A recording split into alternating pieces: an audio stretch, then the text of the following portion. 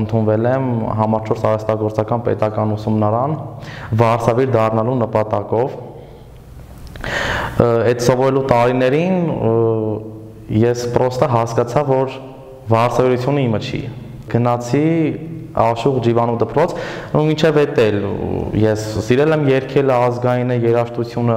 այնտեղ արդեն ես սիրարվել եմ երգին։ Երաժշտությամբ զբաղվել եմ մի տարի ու 19 թվականի հուլիսի 11-ին զորակոչվել եմ ծառայության։ Ջաբրայիլում լավ ա եղել իմ համար շատ, ես միշտ էլ ուզել եմ գնամ ոնց որ Ղարաբաղ, ծառայեմ այդ հայրենասիրությամբ, այդ ոգևորվածությամբ, այդ սուրբ պարտքը հայրենիքին տալը իմ համար միշտ եղել է առաջնահերթ, նաև պատիվ, ծառայողական ընկերներ եմ ունեցել, որ իրար հետ գնացել ենք, անգամ նույն տեղն ենք ընկել, ծառայության ժամանակ եմ ընկերներ ձեռք բերել։ Պատերազմից մի օր առաջ, ամսի 26-ի երեկոյան, մենք արդեն իմացանք, տեղեկացանք, որ սպասվում է հարձակում, մեզ արդեն տեղեկացրին։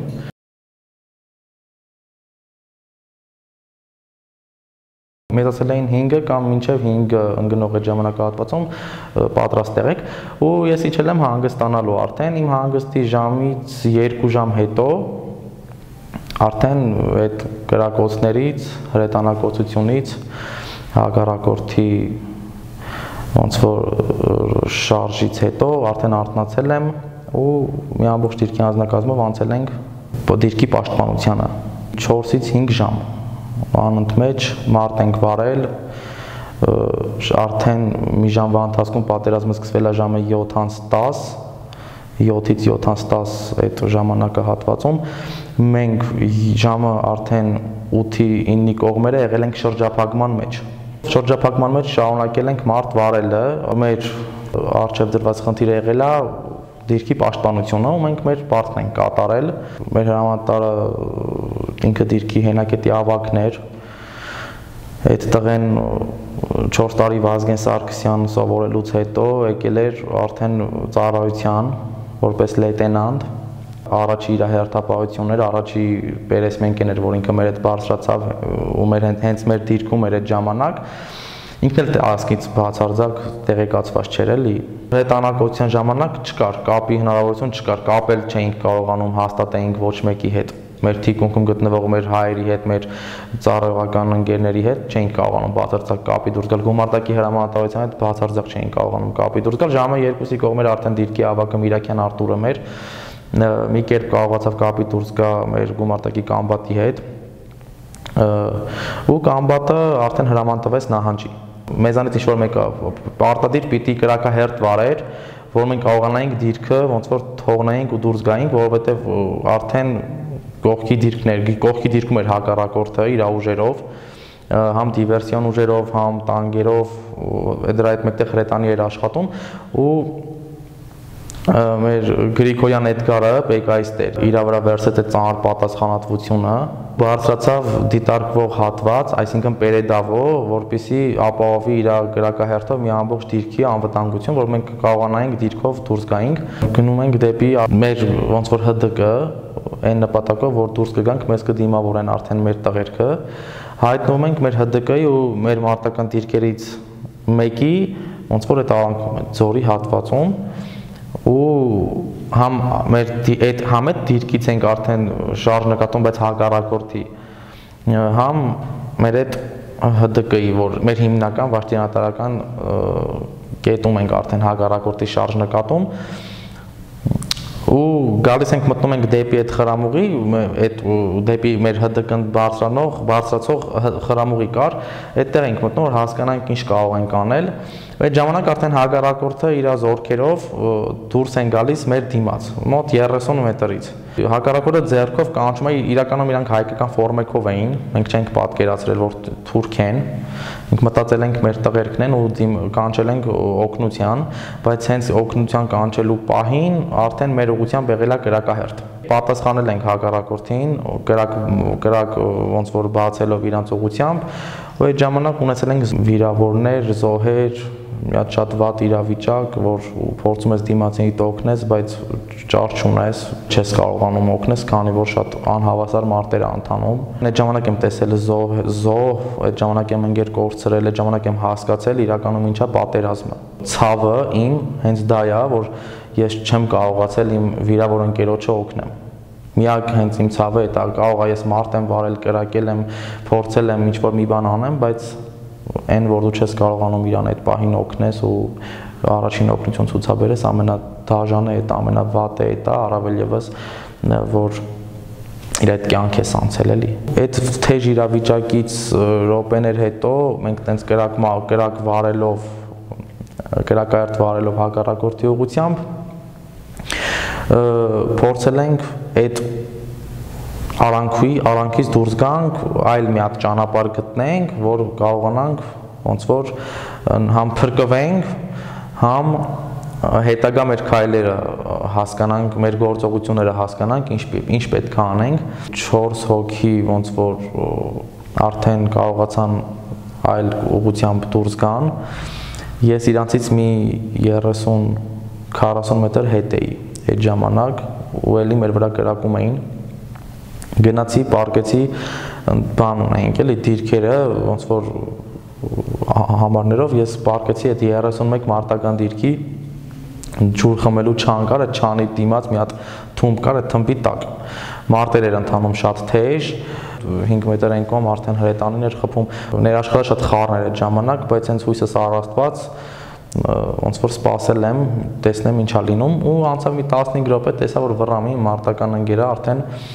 գալիս է ընդառաջ, սկզբից չեմ ճանաչում, չեմ պատկերացնում հայա թե չէ, բայց որ մոտիկանում արդեն ֆորմից հասկանում եմ, որ հայա, ինքն էլ վիրավոր, արդեն լրիվ ամբողջ ձեռքը արյան մեջ, ու մենք պարկած կարելի ասել կես ժամ այդտեղ փորձել ենք հասկանանք ինչ կարող ենք անել, որովհետև իրավիճակը արդեն ընկալում էինք, հասկանում էինք ինչա կատարվում, հասկանում էինք, որ շրջափակման մեջ ենք, հասկանում էինք, որ լինիան տարածքը Թուրքի վերահսկողության տակ է, ու հասկանում էինք ամեն րոպե ինչ կարող մեր հետ կատարվեր, մտածում էինք, որ վերջինն էլ տարբերակ չկա, շանս չունենք փրկվելու, բայց աղոթքներն ու հավատքը մեծ էր, ու հենց այդ հավատքով, հենց այդ հույսով դիմացել ենք, ու դաժե որ բայր գալիս, որ մեզ թվում էր վերջն է, այդ վախ հետ տագնապը, որ հակառակորդի վերահսկողության տակ ենք արդեն,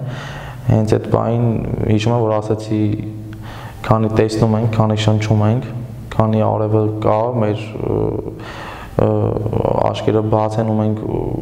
հնարավորություն ունենք տրամաբանենք ու աղոթենք, պիտի աղոթենք։ Եթե մինչև այս վայրկյանը կանք, ուրեմն լավ է լինելու։ Մենք պարկած էինք մի 10 մետր այն կողմ հակառակորդի տանգը նկատեցինք։ Այդ ժամանակ էլ հակառակորդը մեզ չի նկատել ընդհանրապես, մարտեր էր վարում, ոնց որ մեր լինիայի մեջ արդեն իրանց ուժերն էր, մեր տարածքներում իրանք էին, մենք երկուսս էինք այդ տարածքում ու մարտեր էր ընթանում, այդ ժամանակ էլ մեզ չեն նկատել։ Այդ ժամանակ որոշեցինք, որ այդտեղից պիտի շարժվենք, մտնենք ինչ-որ դիրք, որ այդ դիրքում եթե պետքա սպասենք, եթե պետքա, չգիտեմ, այլ ինչ-որ գործողություն անենք, այլ գործողություն անենք, քանի որ այդտեղ մնալը ռեալ չէր, ամեն րոպե կարող հակառակորդը մոտենար կամ գերի վերցներ կամ խփեր մեզ, էլի։ Մենք եղել ենք երկու դիրքի անձնակազմով, երկու դիրքի անձնակազմից մնացել ենք ողջ 6 հոգով։ 6-7 հոգուց երկուս ենք մնացել լինիայում, այսինքն տղաները արդեն դուրս էին եկել տարածքից, հասցրել էին այդ բանը ոնց որ այլ ճանապարհով հասնեն մեր թիկունք, միանան գումարտակին, մենք չենք հասցրել, մենք մնացել ենք լինիայում, էլի։ Ու որոշում կայացրեցինք, որ պետքա այդտեղ չմնանք, այլ ինչ-որ մի հատ դիրք գտնենք, մտնենք այդ դիրք ու հասկանանք ինչ կարող ենք անել։ Այդ ժամանակ իմ մոտ կար հեռախոս, նախքան այդ դիրք մտնելը ես զանգ եմ ստանում, Խալաթյան Հայկ իմ ընկերն է, մենք իրար հետ համ ծառայել ենք, համ ճանաչել ենք նախքան ծառայությունը։ Այդ ժամանակ անսպասելի զանգ եմ ստանում, զանգումա վերցնում եմ, ինչ վիճակ է այդտեղ, լսել ենք, որ լարված է Ջաբրայելում, այդ ժամանակ ասում եմ շատ ճիշտ պահի է զանգել, մենք շատ վատ իրավիճակում ենք, շրջափակման մեջ ենք ես ու ընկերս վիրավոր է, ուրիշ ինչ-որ միջոց չունենք, որ կարողանանք գումարտակի հրամանատարից հետ կապի դուրս գանք, ինքն էլ ծառայել է իմ հետ նույն գումարտակում, ճանաչում էր գումարտակի անձնակազմին ու զանգում է Կամբատին, փոխգնդապետին, մեր գումարտակի հրամանատարին, Խաչատրյան Արսենին։ Զանգում է, որ քո գումարտակից ոնց որ տղեր կան, որ ողջ են, այսինչ տեղն են, չեն կարողանում դուրս գան, ընկել են իրանց մեջ, շրջափակման մեջ ու ասում եմ 2 րոպե Կամբատն է զանգում իմ համարին, բա ուրեք, ասում եմ, որ այսինչ տեղն ենք, ասում եմ, որտեղով որ եկել եք այդտեղ, որտեղից որ եկել եք այդտեղ եք հասել կարաք, նույն ճանապարհով հետ գաք, ասում նույն ճանապարհով ռեալ չի, քանի որ հենց այդ նույն ճանապարհ որտեղով որ եկել ենք, այդտեղ զոհեր ենք տվել, արդեն հակառակորդի շարժ ենք նկատել, հակառակորդը մտել այդ տարածք, ասում եմ, լավ, սպասեք մի քանի րոպե, հասկանանք ինչ է կատարվում, անձնակազմ ուղարկեմ այդ կողմի վրա, որ օգնեն ձեզ դուրս գաք, բայց այդքան էլ հեշտ չէր պատկերացնել, քանի որ մերոնք արդեն մի 300 մետր արդեն նահանջ էին արել ու որ լինիայում որ մենք էինք, այդ լինիայի համար մեր գումարտակը մարդ էր վարում, որ այդ լինիան հետ վերցներ։ Արդեն մենք ենք որոշում կայացնում, մտնում ենք դիմացի դիրք, 2 գիշեր մնացել ենք բլինդաժում նարերի տակ, փորձել ենք քողարկվենք, թուրքը այդ ժամանակ եղել է դիրքում, բայց էլի մեզ չի նկատել։ Որոշում ենք կայացնում, որ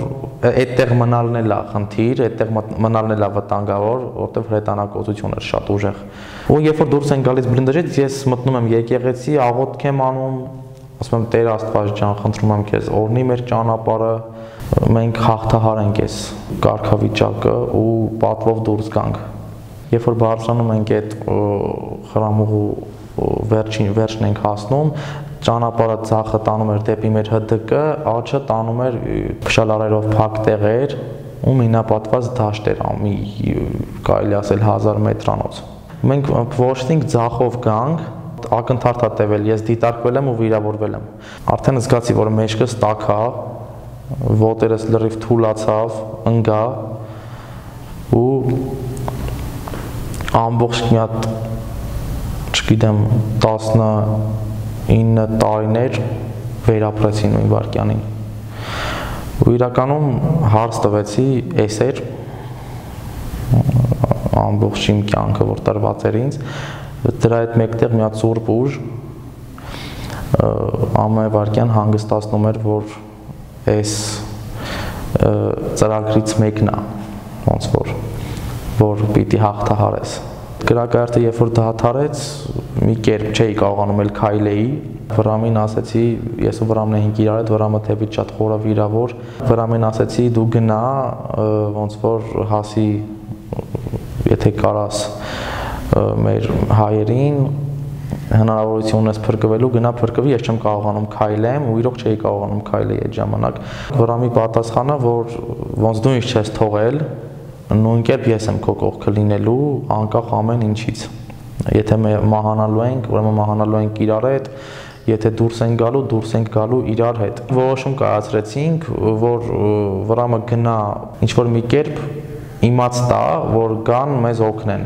Գաղտնաբառեր հնարեցինք մեր ապահովության համար, որ երբ որ գնաս ու վերադառնաս, այդ պարոլը ասես, ես հասկանամ, որ դու ես։ Երեկոյան ժամը 6-ին եկավ, ես մի ամբողջ օր եղել եմ բաց երկնքի տակ պարկած, վիրավոր չէի կարողանում բացարձակ քայլել։ Երբ որ եկավ այդ ժամանակ, արդեն հասկացանք, որ ամբողջ լինիան հակառակորդի վերահսկողության տակ է, ու մի գիշեր մնացինք այդտեղ, էլի ոնց որ շրջափակման մեջ, հաջորդ օրը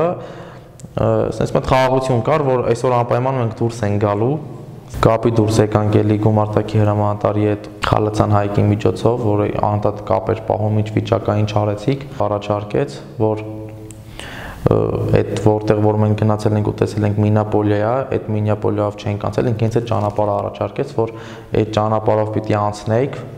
ասեց այդ փշալայրը պիտի անցնեք, այդ ճանապարհը անցնեք, հասնեք 134 մարտական դիրք,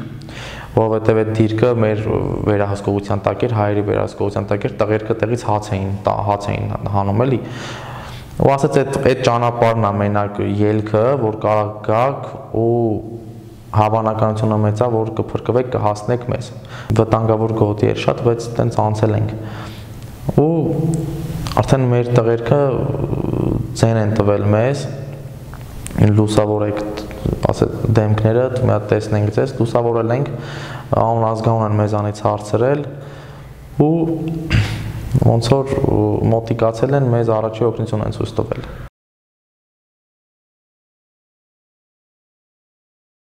Կյանքը էլի շարունակվում է, բայց եթե չհիշես այդ անցյալդ, ծանր օրերդ, ապագա չկա, ապագա չես տեսնի։ Ծանր օրերի ժամանակ ես դու արժեքներդ գնահատում, կյանքի ամեն վայրկյանը գնահատում։ Երաժշտությունը